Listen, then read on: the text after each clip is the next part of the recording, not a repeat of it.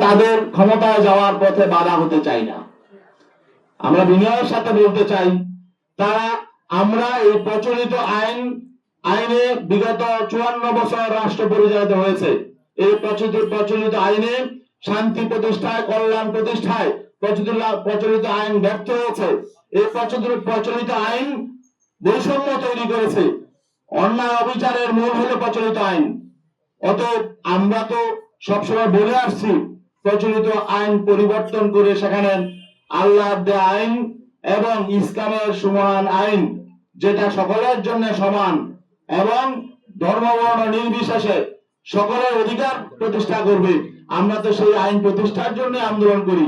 এখন শেষ মুহূর্তে যদি আমরা দেখি যে আসলে প্রধান যে রাজনৈতিক শক্তি আমাদের সহযোগী শক্তি ছিলেন, তারা যখন নাকি বলছেন যে না, তারা সে আল্লাহর আইনের পথে চলবেন না, বরং প্রচলিত আইনেই তারা রাষ্ট্র পরিচালনা করবেন, তখন আমরা তাদের সহযোগী হওয়ার জন্য আমরা প্রস্তুত নই।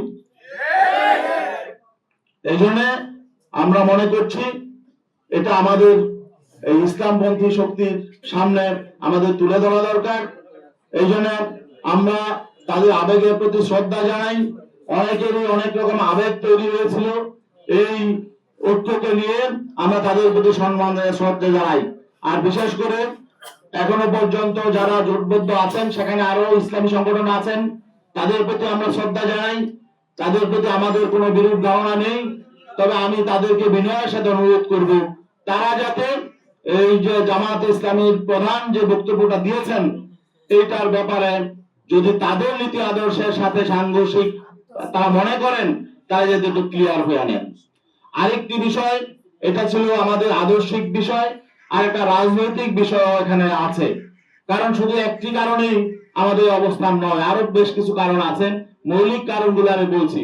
রাজনৈতিক বিষয়গুলো যখন আমরা একই পথে হাঁটবো, আমরা যখন সমঝোতার ভিত্তিতে নির্বাচন করব, আমরা যখন আগামীতে পার্লামেন্টে যাব, তখন আমাদের ভোট নিয়ে যারা পার্লামেন্টে যাবেন, আমরা যাদের ভোট নিয়ে পার্লামেন্টে যাব, তাদের পারস্পরিক সমঝোতা, সমন্বয়, সম্মান বোধ থাকতে হবে।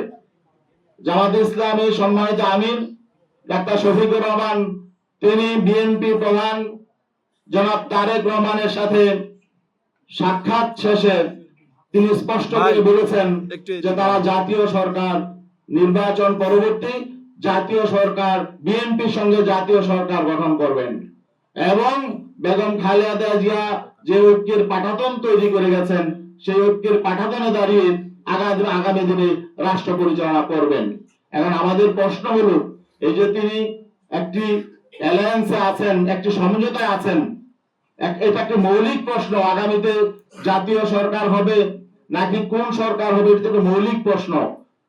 যেহেতু আমরা এদের প্রতিদ্বন্দ্বী, একটি প্রতিদ্বন্দ্বী শক্তির সাথে গিয়ে উনি নিজে ঘোষণা দিয়ে আসলেন তিনি জাতীয় সরকার করবেন, তাদের ঐক্যের পাঠাতনে দাঁড়িয়ে রাষ্ট্র পরিচালনা করবেন, তাহলে এখানে আমাদের সাথে তো বিষয়টা তিনি ডিসকাস করেন নাই। অন্যান্য শরীকদের সাথে তিনি এককভাবে ঘোষণাটা দিয়ে আসলেন।